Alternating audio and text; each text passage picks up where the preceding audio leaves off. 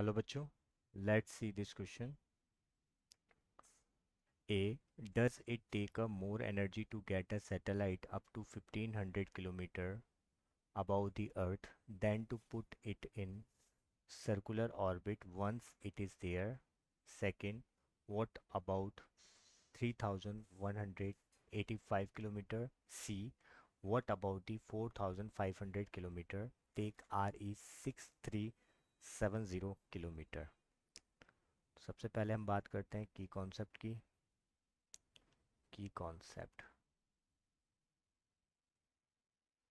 Potential energy of an object about the earth is minus C capital M small M upon R R plus H. अब बात करते हैं हम solution की. अगर सॉल्यूशन की यहाँ पर बात करें, यहाँ पर सिचुएशन क्या दे रखी है कि कोई अर्थ अर्थ के रिगार्डिंग हमने ऑब्जेक्ट लिया है जिसकी डिफरेंट डिफरेंट हाइट्स पर हमने ऑब्जेक्ट्स ले रखे हैं, तो उसकी हमें एनर्जी फाइंड आउट करनी है. तो अगर मैं यहाँ पर एनर्जी की बात करूँ तो पहले तो मुझे पता है कि जो एनर्जी होगी वो एनर्जी, अगर मैं पोटेंशियल एनर्जी का चेंज निकालूँ तो वो किसके इक्वल होगी? G capital M small m R plus H. जब वो कहाँ पर होगा? एच हाइट पर होगा, करेक्ट. और जब वो ऑब्जेक्ट किस में होगा? सरफेस पर होगा. तो इन दोनों के डिफरेंस के इक्वल होगी. तो G M M H upon R R plus H के इक्वल हो जाएगी. और अगर मैं काइनेटिक एनर्जी की बात करूं, चेंज इन काइनेटिक एनर्जी की बात करूं, तो वो किसके इक्वल हो जाएगी? हाफ एम वी स्क्वायर के. और हाफ एम वी स्क्वायर के इक्वल होगी वी. हमें पता है कि अगर कोई ऑब्जेक्ट है उसकी जो वेलोसिटी है वो किसके इक्वल होगी? जी एम अपॉन आर के इक्वल होगी. तो यहाँ से अगर मैं v की जगह पुट कर दूँ तो root G M upon R. तो इट मीन्स ये क्या बन जाएगा? 1/2 M M G M upon R plus H हो जाएगा. ठीक है. तो अब हम हर एक कंडीशन के लिए इन दोनों से हम एनर्जी निकालेंगे और देखेंगे कि कौन सी ग्रेटर है यहाँ पर. ठीक है. तो पहले कंडीशन में हमें एच दे रखा है कितना? 1500 किलोमीटर दे रखा है. तो उसके लिए अगर मैं पोटेंशियल वाली एनर्जी निकालूंगा तो z capital M small M upon R 1 - radius of earth हो जाएगी 6370 अपॉन एच प्लस आर. तो 6370 प्लस 1500 किलोमीटर. और जब मैं इसको सॉल्व करूंगा तो मेरा आएगा 17/79, sorry 15/79 G capital M small M upon R आ जाएगा.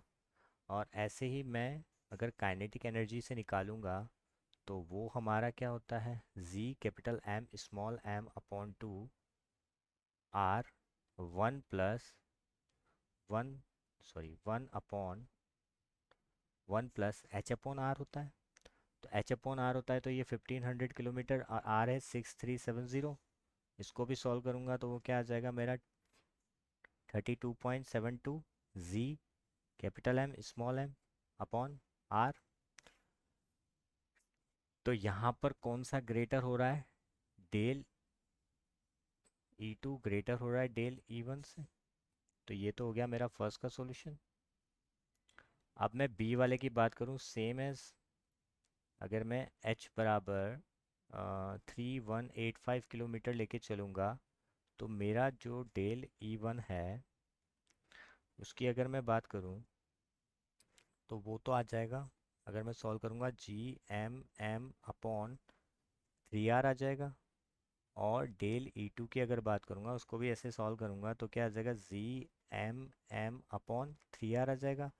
तो सेकंड वाली कंडीशन में तो क्या रहा, दोनों के दोनों क्या आ गए, इक्वल आ गए।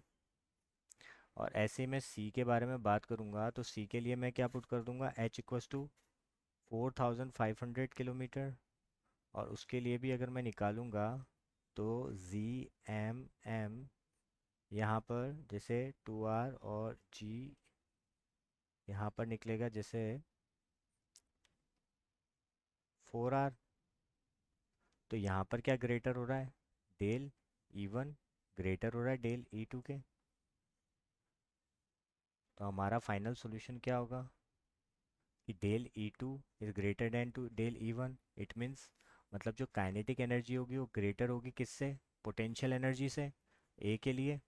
अगर हम सेकंड की बात करेंगे तो वहाँ पर क्या होगा, दोनों एनर्जी क्या होगी, इक्वल होगी, क्योंकि ये लगभग अगर देखा जाए यहाँ पर तो अगर हम यहाँ पर देखें तो H upon R greater than आ रहा है आर बाई टू के। अगर मैं इस इक्वेशन को फर्स्ट और सेकंड को डिवाइड करूँ, इक्वेशन फर्स्ट को डिवाइड करूँ सेकंड से, तो एच ग्रेटर देन क्या हो रहा है, आर बाई टू हो रहा है। तो एच आर बाई टू हो रहा है तो लगभग आर बाई टू किसके आएगा, 385 के। इट मीन इससे जितना भी आगे जाएंगे तो वहाँ पर क्या होगा, ये इक्वल आई फिर बढ़ गई, तो यही होगा। मतलब यहाँ पर जैसे ही मैं एच के ग्रेटर है, अब इससे जैसे ही आगे जाएंगे तो पहले तो पोटेंशियल एनर्जी बड़ी हो रही थी काइनेटिक एनर्जी से, सॉरी काइनेटिक एनर्जी बड़ी हो रही थी पोटेंशियल से, फिर इक्वल हो गई। फिर कौन सी एनर्जी बढ़ जाएगी, पोटेंशियल एनर्जी बढ़ जाएगी। तो यही हमारा क्या होगा, फाइनल सॉल्यूशन होगा। I hope you will understood it well. Best of luck.